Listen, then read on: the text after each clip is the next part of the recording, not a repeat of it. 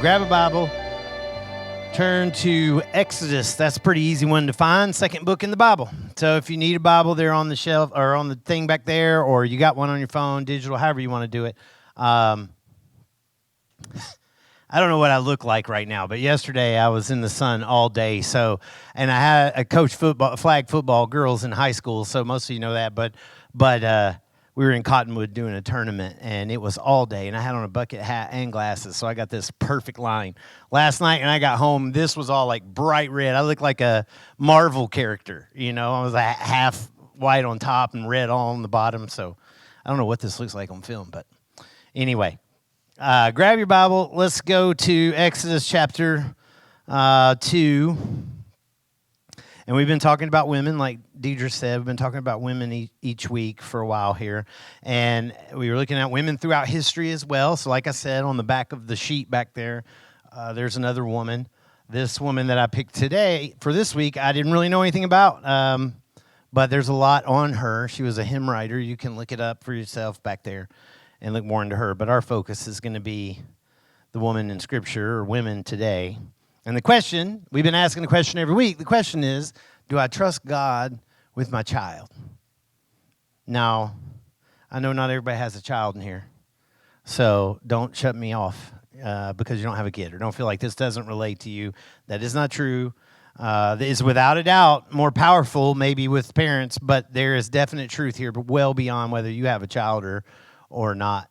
But speaking of children, mine is 29, so she's hardly a child to anyone else. To me, she sure is.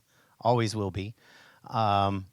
May 24th, some years ago, Sarah walked across the stage and graduated high school. Molly and I were both there. It was a proud moment, of course. Large public high school in North Georgia. She walked across the stage and she graduated on May 24th. On May 29th, she went to an advanced mission training, like a camp for advanced mission training for all ages, really, but more kind of college-age people. So this is only a few days after walking across the stage, graduating. And on June 3rd, only a few days later, she went to Tanzania, Africa, which is a Muslim country in East Africa, and she stayed there until July 14th, so more than a month. Now, for most of you, you're like, wow, that's awesome, but you got to put in perspective, this is the same year that the movie Taken came out. I don't know if any of y'all have seen that Liam Neeson movie about, sex trafficking and all that. It blew the sex trafficking world into the public eye in a big way. But it's a traumatizing movie, and I've got a daughter roughly the same age, and she's traveling, and she's actually traveling with two other girls that were very pretty. One was Sarah's age, was named Sarah, and was Sarah Wilkes, so she had a last name the same as Sarah, went to the same high school. So Sarah and Sarah walked across the stage right behind each other, and then turned around and went together to Tanzania, and the third woman was a college woman who was also pretty. All three of these girls were really pretty. I think I have a picture of them. That was them at their training. My daughter's on the left, and this is them on the ground in Africa, and that's my daughter on the far right. So the three of these are traveling together. They're going to go through some of the more difficult places to fly through as well, like Dar es Salaam, which is a city in East Africa that is on the Indian Ocean. It is a day's drive from Somalia. There is piracy all up and down over there, and they're flying in and out of that airport. I was like, don't you dare go out of the airport. Don't talk to nobody, and I'm freaking out. But they get to Tanzania safely, and what they're going to do when they get there is they're going to work in a hospital. And the hospital is a tiny little thing. I got some pictures of it as well. That's the hospital. And then a couple more. That's the nice, clean conditions inside. And this last one's my daughter, I think. Is there one more, or was that it? That's it? Okay. So I had one more, but I guess I didn't get it in there. But my daughter working with a doctor. So, where's your faith now? You know what I'm saying? Molly and I have been in some tough places. Molly and I had traveled in some tough places. But all of a sudden, this is your kid? Like, everything changed on that. We were praying, I would say, more than ever. It's funny how those situations put you in a place where suddenly now now we're going to take prayer serious, right? So kind of here's the point today as we look at the text that we're going to look at. And again, not scripture, it's just me, just a point to help you hang on. When we trust God with those who are most precious to us, he protects and delivers in ways that we can't. And I say most precious to us because, again, this is bigger than a child. What we're looking at is a child, but the application is bigger. So whether it be spouse or parents or whomever it may be, when we trust God with those who are most precious to us, he protects and delivers in ways that we can't. All right? So Exodus chapter 2, let's look at verse 1. It says, now a man from the house of Levi went and he took as his wife a Levite woman. So this child is going to be fully Levite. That's one of the tribes of Israel. But that would be the priestly tribe. It's not yet, but it will be. So verse 2 says, the woman conceived and she bore a son. And when she saw that he was a fine child, that's what mine says, she hid him 3 months. Funny statement, a fine child. Now, why would she hide him? You got to understand the context here. You got to understand what's going on in this moment. To feel the full weight of faith here, you have to really understand what's happening. Centuries have passed since the people of Israel found themselves in Egypt. When they came to Egypt, they came with Joseph. Joseph was a powerful person, second to the Pharaoh. Times were good. But centuries have passed, and now the people of Israel have become slaves of the Egyptians. And the reason that they've been enslaved by the Egyptians is because the current Pharaoh can't stand the fact that they have reproduced into a nation of people that's so vast that he's feeling threatened by it. So the first attempt to slow that is to enslave them. Well, it doesn't slow anything. And so his next move to try to slow that is in chapter 1, you'll see, orders the Hebrew midwives to act. In chapter 1, verse 16, he says, when you serve as midwife to the Hebrew women and you see them on the birth stool, if it's a son, kill him. If it's a daughter, she can live. But the midwives feared God and did not do as the king of Egypt commanded. Let them live, but let the male children live. So there's more here, but we're focused. We're moving forward. I'm just giving you the context. So in verse 22, Pharaoh then, when they respond that way, he commands all his people, every son that's born to a Hebrew, cast him in the Nile. But you can let the daughters live. Now, note that decree is to all his people. He's literally putting a hit on all the children that are male, and the executioners are any person in his kingdom. Woman, man, young adult, Egyptian, visitor, slave, makes no difference. Anybody at all that are classified as under his authority as king is responsible, if they're going to obey his decree here, to execute these children. So you need to push yourself here a minute. Imagine the terror. Imagine the fear of living in that environment. Fear of everyone. You realize if we were in that environment right now and you were in this room and you were pregnant, every one of us in this room would have a responsibility to take your child and kill it. Put it into the river. And I mean, I can't even imagine, but can you, I mean, the wailing of women and at the same time the silence of no sound of children anywhere would have been a terribly horrifying environment. This is a total extermination. And you think of how horrible this is, and it almost is unthinkable. How could that even be? But you don't have to go that far back for us. You can go back to Hitler if you want. Same scenario. Convinced an entire nation to put to death people just because they were the people they were. And then he convinced other nations to join his nation in doing this very thing. It's the same thing. All his people, in this case, this is, millennia before him. But there's more here. The implication of saying throw them into the Nile, it's not, you don't really pick it up in there and just reading it. But the implication is offer them as a sacrifice to the god of the Nile. The god of the Nile was Hapi. That was their god that they believed in. That was the most, next to the sun god, Ra, Hapi was the most important, the most powerful, because life came from the Nile. And so he didn't just say, just kill him now. He says, offer him to the Nile. He didn't say the word offer, but that's what he's getting at. Cast him in the Nile. By taking that Hebrew child and throwing it in the Nile, you're making an offering to the god of the Nile. Verse 2. So this woman, whom this Levite guy has come to in the middle of this whole wide, crazy world, the woman conceived and she bore a son. And when she saw that he was a fine, Tov is the word in Hebrew, child, she hid him 3 months. Now we can understand a little more why she's hiding him, right? That word fine there, it's a Hebrew word, it's Tov. It would depend on if you're looking at a different translation. Several of them are different. One translation says, as this one does, a fine child. One says that he was a special child. When she saw that he was a special child. One says that when she saw that he was beautiful. Literally, the word is good. Tov just means good. So it's a word like we say good day. Tov could apply to that. It's just good. But good has broad meaning, even in English.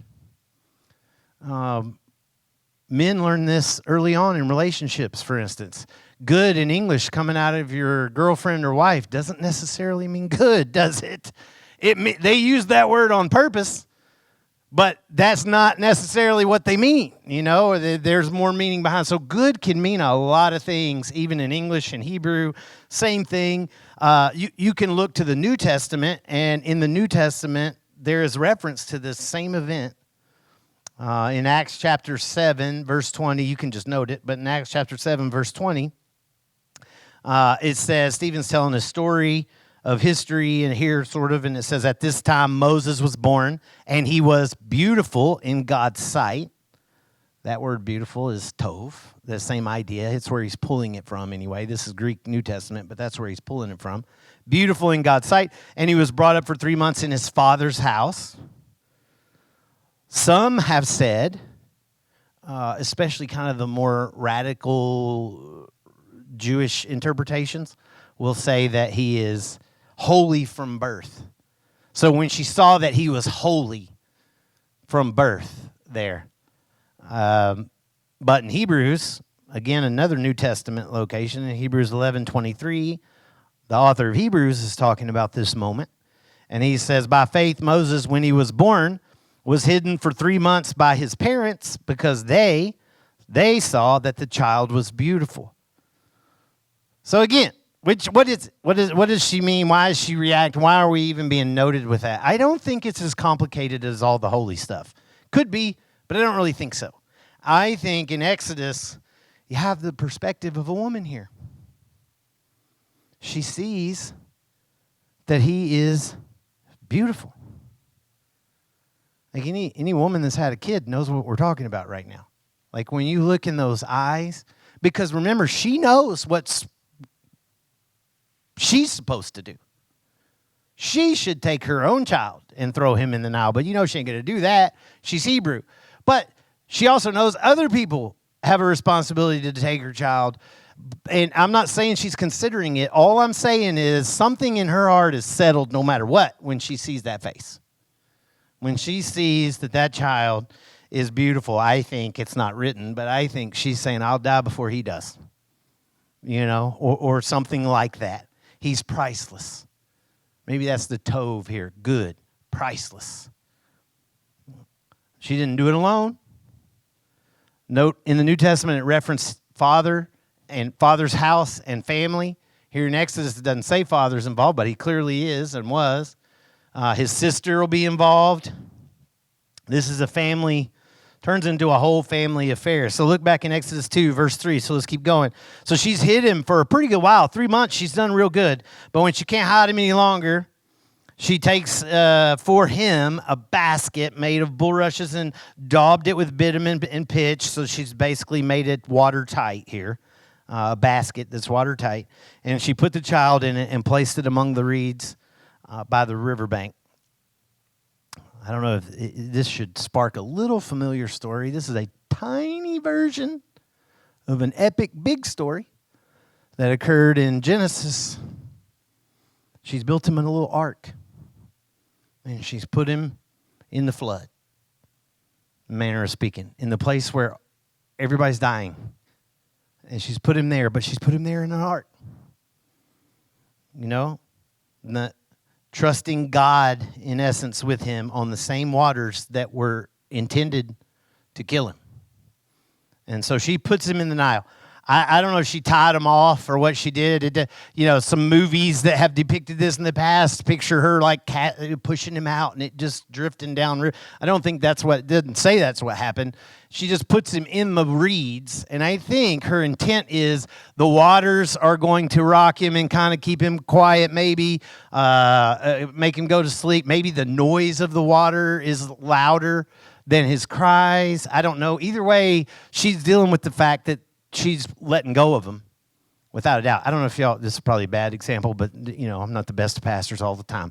But if you've seen the movie A Quiet Place, this is what I think of when I think of this. This is a very frightening movie. So if you don't like horror movies, I'm not recommending it. But it's a relatively clean movie. But the premise is that these monsters on Earth have come from outer space, and they hate noise.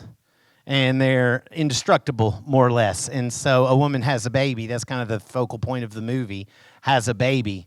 And they can hear any sound. They can hear footsteps from, hundreds of miles away. And so that's the premise that's what makes the movie creepy. But that's what I think of, is her attempt in that movie to keep this child from being heard. And I think to some degree you have that going on here, like this moment. But she puts him in the water. She's not offering him to Hoppy, but she's entrusting him to the God of gods, to the God of the Nile, the true God, the one who created the Nile, the one who makes the water flow that is the Nile. And she puts him in there, literally entrusting him into Jehovah, God's hands. Think of the predators alone here, man.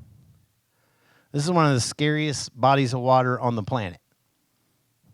And I don't have to go in detail. You can go look it up, from piranha to alligators, crocodiles, the whole mess. Besides the human threat, the thought of floating a child in a basket in a river like that is terrifying. And this woman is not a superhero. I think she's just brokenhearted. She's probably terrified. Doesn't say she was at perfect peace. Doesn't say she was terrified either, but I lean to believe that she probably was scared to death, but she's trusting God. She's realizing I have to trust God, and I have to act. Verse 4 says, and his sister, so he's in the basket, he's in the water, Moses is, and his sister stood at a distance to know what would be done to him. Now realize he's only, 4 months old? His sister is about 6 years, because she's in the story later in Exodus. Miriam, you can read all about her.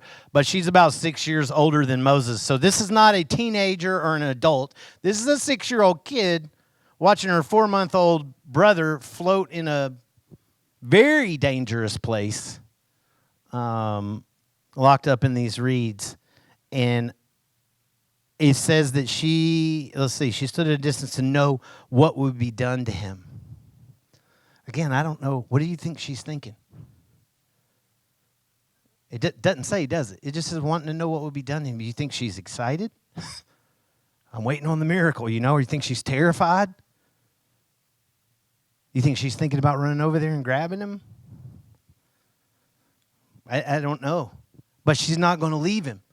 I don't know this either, but I almost feel like mom probably can't watch this. But she's also trusting God. But daughter's not going away. Some people like to point to the fact that mom assigned that responsibility to daughter. Watch your brother. That could be. Doesn't say that either. But verse 5 says, now the daughter of Pharaoh came down to bathe at the river, while her young women walked beside her. She got this entourage walking with her. And she saw the basket among the reeds, and she sent her servant woman, and she took it. And when she opened it, she saw the child, and behold, the baby was crying. And she took pity on him and said, this is one of the Hebrews' children. Now, her coming to bathe there, kind of points out a picture again. He didn't randomly drift downriver and arrive at the palace where all the wealthy people are bathing. She came to where that basket was. You think that was by accident? You think that was a random thing that just happened here, that she just happened to walk? Now, I'm not saying that was not a place that she'd come to before.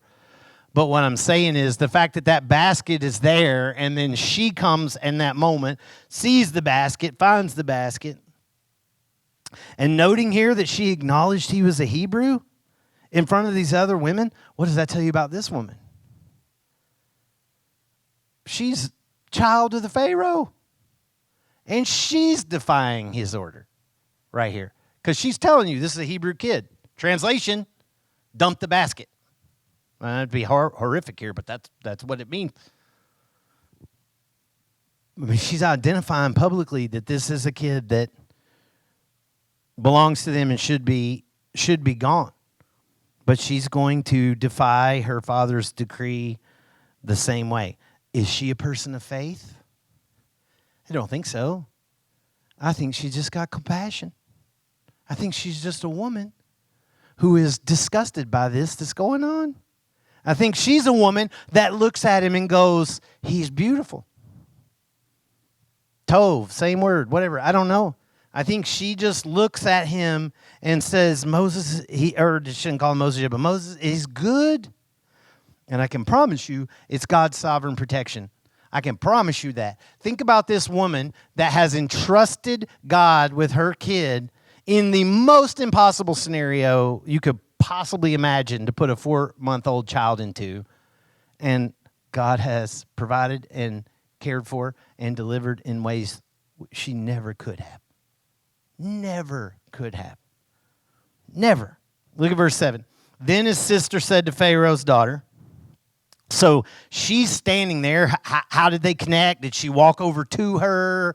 Did the Pharaoh's servants see her? Don't know. Doesn't say. Somehow or another, because the Miriam, his sister's nearby, somehow or another they connect up. I believe personally she approached her. And she says, shall I go and call a nurse from the Hebrew women to nurse this child for you? And Pharaoh's daughter said to her, go. So the girl went and called the child's mother. So it goes back and get Moses' mom who put her there. And Pharaoh's daughter said to her, take this child away and nurse him for me, and I'll give you your wages. I'll pay you for it. So the woman took the child and nursed him. Now, it's unclear if Pharaoh's daughter knew who Miriam, or knew that this was actually Moses' mom or not. The reason that the woman says, let me go get this is sad but true, the reason that Miriam, the little girl, is saying, you want me to go get a Hebrew woman, is because at this time, there's probably quite a few Hebrew women that are able to nurse but don't have their children for the reasons we've talked about. So she's saying, do you want me to get one of them? And she says, yes, and she conveniently goes and gets mom. So now mom is in the life of this little baby. How does that happen? Stop and think about this a minute. This woman put her child into the river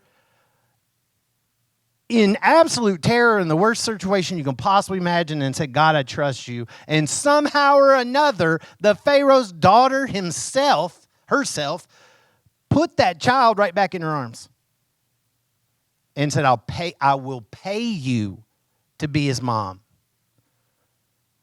How does that happen, man? You know what I'm saying? How does that even happen? Look at verse 10. We'll finish up here. When the child grew older, she brought him to Pharaoh's daughter, and he became her son, and she called him Moses because she said, I drew him out of the water. Now, Moses in Hebrew is Moshe. Sounds like Masha, which is to pull somebody out of the water or to draw out. It doesn't mean somebody. It just means to draw out. So Masha could be where Moshe came from, and that's what she's saying. That's possible. But there is an Egyptian word, Moses, which means son. So it's possible that she could have been saying son or sonny, we might say, or my son, or something like that. Either way, the beauty of that is that two women shaped who Moses became. Two different women. God used two women from his childhood to his adulthood, learning Hebrew and Hebrew culture, learning Egyptian and Egyptian culture, humble as a slave at birth and wealthy as a Pharaoh in his older days. And God used two different women to do this. Bonus mom, bonus mom. Had two women in his life that raised him as mothers. We don't know again either if Moses' mom had continued access or not. Maybe she did. But either way, she knows he's alive. And she gets to see him a lot. Moses would spend 40 years with Pharaoh's daughter. And then 40 more years out in exile in the wilderness. You can read all of that in here if you want and see it for yourself. Out in the wilderness before he would come back as the Hebrew deliverer that God had protected him to be from the whole beginning, from the whole start. Huge picture of the gospel here if you don't see it. Huge picture of how this mirrors Jesus' life so much. You can read in Jesus' day when Jesus is a newborn baby, Herod, king of the day, orders all the newborn children killed. You can read why in your own time. And how is Jesus saved from that as a baby? His family is led into Egypt to wait or to escape that murder of children before they come back. And here you have a similar picture. It is Egypt, an Egyptian woman, that's saving Moses. Also, you got the picture here of Moses, a son who is being cast into a grave, in a manner of speaking. He's being put into death, and he's being entrusted it to God, and he's being put in this, basket, sealed. But then he's raised from the water, and he would return to deliver his people from death and slavery. Same thing Christ did. Jesus' own son, or God's own son, Christ, is cast into actual death. He is sealed in an actual grave, and he was raised. And he came back providing the same thing: freedom from sin, salvation, setting his people free from death. It's the same thing. Everything in this book points to who Christ is and pictures who he is. But our talk today, it's not so much about Moses, it's about these women. So I'm going to wrap this up, and let's think about them again. The way that God used these Hebrew women and even this Gentile princess. I love the story because all of it is with women, right? You had the midwives who refused, and then you have a sister, a mother, and even the Pharaoh's own daughter, and they're all involved in delivering this child, and even beyond that, preparing him for this amazing future that he's going to have. And I think sometimes, what's God planning for you? What do you think he's planning for the people in your life, whether it's the children or whomever else you care about deeply? What might he be planning for them? Are there people involved in protecting them for that purpose? Are there people that are involved in protecting them for that purpose? Or is it just you, Mom? Or just you, Dad? Could God do more if you involved more? And again, that doesn't have to just be about children.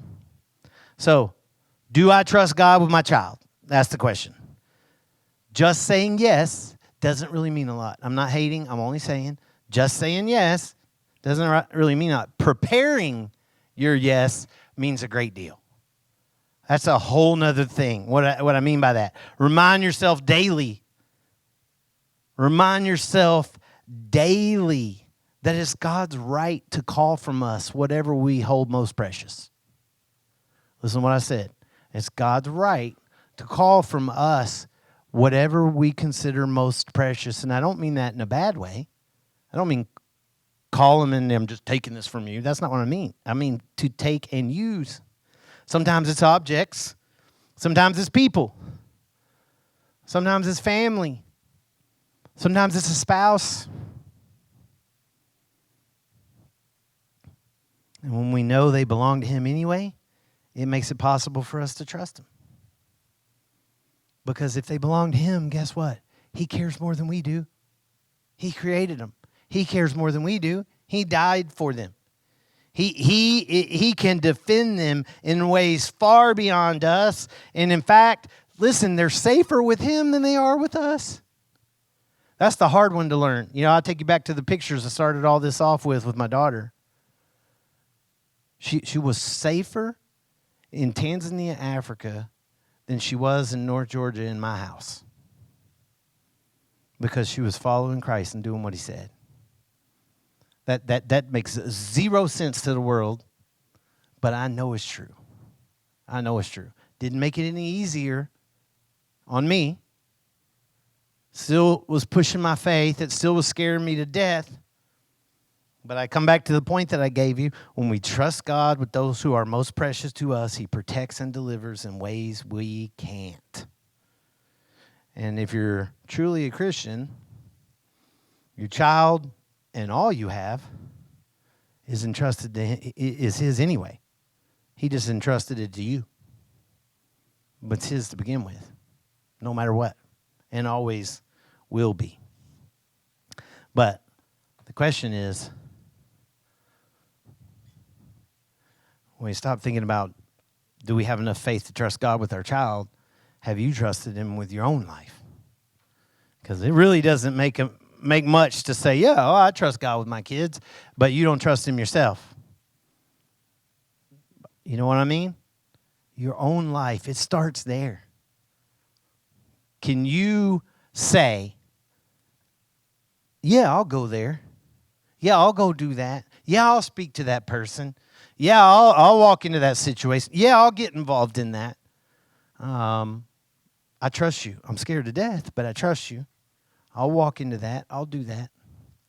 And that starts by first saying, you are Lord. That's where it all starts. You got to do that first. You got to say, I trust you, period. You're Lord. I recognize it. I give it up. Because the truth is, we're all going to face the river. Not to be too cliche here, but we're all going to face the river. And everybody knows it, because I'm pretty sure nobody in this room knows anyone that's lived forever. It's all coming. And I'm not saying that to be ugly or hateful. It could be a very joyous and incredible thing. Nobody in a million years could have wrote that story that child was put in a river and ended up being, his mama paid to raise him by the very family that ordered the execution. Could never dream that. And then God takes that child and makes one of the most pivotal characters in all of human history. He could never have done that. What can he do with your life? What can he do with your life? You're going to face the river. The question is, are you going to do it in an ark entrusted to God? Or are you just going to walk right down in there and figure, hey, I can swim? It's going to be one of the two. But I can promise you that just as he provided that deliverance to that child, he can provide that deliverance to you. Already has provided it. It is up to you whether you want to accept it or not. That's what the cross is. That's what the cross is. That's why he went to a grave. What other reason would the creator of the universe have for dying on a cross or going to a grave? Just to show he could beat it? That doesn't even make any sense. He did it for you. He did it for me. Even while we were his enemies. That's the beauty of it all. And guess what? He did it for Pharaoh too. Stand up with me and we're going to pray and close it up. Do another song. Let me pray for you. Lord, I thank you for those in the room and the opportunity we've had to sit here with your word for a minute and think on Moses. And I know Moses is such an impactful person in history, so special to you and so used by you, and so much of your word is involved or centered around him. But Lord, how amazing are these women that you used to protect him when he was a 4-month-old child that could have never dreamed of protecting himself. Didn't even understand himself what it meant to trust you. And these women trusted you on his behalf. And I can't wait to meet them, Lord, because I know they're with you. So it's going to be cool one day to sit down with Miriam and hear. Oh, so what was it like watching this play out? Like, I mean, trusting God but Lord, I pray that we don't leave it in some story. It happened. It's history. It's not a fairy tale. It's not some cool little thing we read. Like, it's your word. It's history. These people lived. These things occurred. And Lord, let it be something that impacts our life to trust you. And I pray for those in the room, or all of us, that we would be faithful to trust you. Me too. I'm not exempting myself. 100% me too, especially in days ahead as things change. Help us to trust you, Lord. And God, I pray for those who may not have called you Lord yet. Let it be today. Lord, let it be today. Let nobody walk out of here without recognizing that their only hope of salvation is to trust the one who has defeated death. And not just because you're the creator and you're God, but because you love those who have to face death. Lord, we love you. We say all these things in Jesus' name. Amen.